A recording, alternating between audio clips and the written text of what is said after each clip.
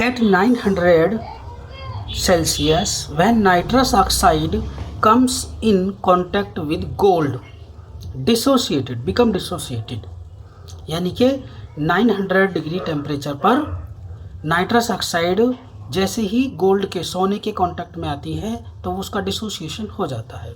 After dissociation the following data observe. यहाँ time minute में है और ये परसेंटेज डिसोसिएशन को यहाँ लिखा हुआ है, परसेंटेज में है ये. तो हम देखते हैं कि 15 मिनट बाद वो 17% डिसोसिएशन हो जाता है. ये डेटा हमें मिला है ऑब्जर्वेशंस के बाद, प्रैक्टिकल ऑब्जर्वेशंस के बाद. 30 मिनट में ये 32% डिसोसिएट हो जाता है, 45 मिनट में 43.5 और 65 मिनट में 57% डिसोसिएशन हो जाता है. Prove that this reaction is first order of reaction. तो फर्स्ट ऑर्डर का हमारे पास फार्मूला होता है, जैसा कि आप जानते हैं. वो फार्मूला है आपका K is equal to 2.303 upon T log A upon A minus x. तो यहाँ पर क्योंकि परसेंटेज है तो परसेंटेज के वक्त A क्या हो जाता है, जैसा आपको पहले भी बताया गया है कि A की वैल्यू हो जाती है 100. तो यहाँ पर A माइनस एक्स की वैल्यू क्या होगी, A माइनस एक्स की वैल्यू. तो यहाँ 70% डिसोसिएशन हो गया है तो ये हो जाएगा 100 माइनस 17. और इसके लिए जब हम टाइम 15 मिनट लिखेंगे यहाँ पर, ये 15 मिनट यहाँ लिखेंगे तो यहाँ A माइनस एक्स की वैल्यू कितनी हो जाएगी 100 माइनस 17. इसी तरह से जब टाइम 30 लिखेंगे यहाँ पर तो A माइनस एक्स की वैल्यू कितनी हो जाएगी 100 माइनस 32. और इसी तरह से आगे इसको सोल्व करते रहते हैं. अब हम देखते हैं इसको 2.303 अपॉन 15 लॉग A की वैल्यू कितनी है, यस 100, और A माइनस एक्स की वैल्यू 100 में से 17 गया तो बचा 83. तो अब हम जानते हैं लॉग टेबल से जब हम देखते हैं कि लॉग 100 की जो वैल्यू होती है वो 2 होती है, और अब हम इसको यहाँ log 2 माइनस ये लिख देंगे log 83. तो 83 की वैल्यू और देख लेंगे, या इसको पहले पूरा लिख लेते हैं इस तरह से log 100 माइनस log 83. तो 100 की वैल्यू लिख ली, 83 की वैल्यू लिख ली, माइनस कर दिया तो जो वैल्यू आई उससे इसको मल्टीप्लाई करा दिया. तो वो जो वैल्यू आती है हमारे पास में उसे यहाँ रखिए. उसे यहाँ रखने के बाद जो K की वैल्यू आती है वो आती है 0.0124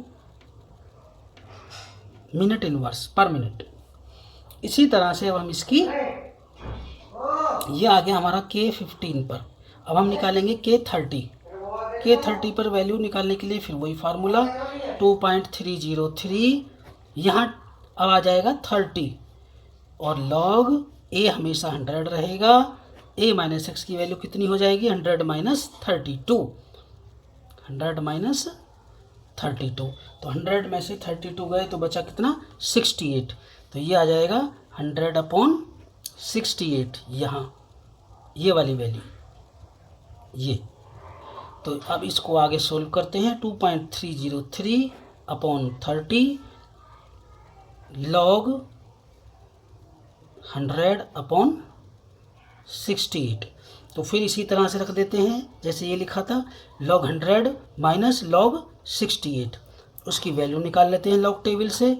जो लॉग टेबल से वैल्यू आती है उसको इससे मल्टीप्लाई करा देते हैं यहाँ पे रखकर, और आंसर जो आता है वो आता है 0.01286 पर मिनट. तो हम देखते हैं कि यहाँ पर 0.124 यहाँ पर आता है, ये 0.0124 यहाँ आता है 0.012.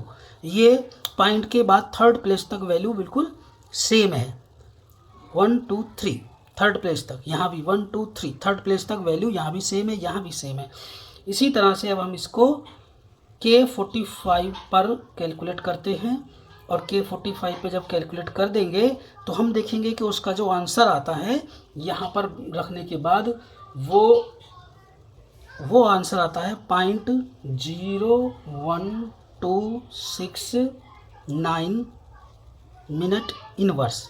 तो यहाँ भी हम देखते हैं कि पॉइंट के बाद 1 2 ये थर्ड पॉइंट के बाद में 0 1 2 0 1 2 0 1 2 यहाँ भी वैल्यू थर्ड प्लेस तक सेम रहती है। और इसी तरह से चाहें तो हम इसको और आगे बढ़ा सकते हैं, 65 पर चेक कर सकते हैं कि 65 पर जब हम ये सभी वैल्यू को रखेंगे और तो देखेंगे कि इसकी जो वैल्यू आती है वो आती है 0.0129 मिनट इनवर्स। तो यहाँ भी वही सब मिलता है हमें 0.012, 0.012 थर्ड प्लेस तक हर बार सेम वैल्यू आ रही है।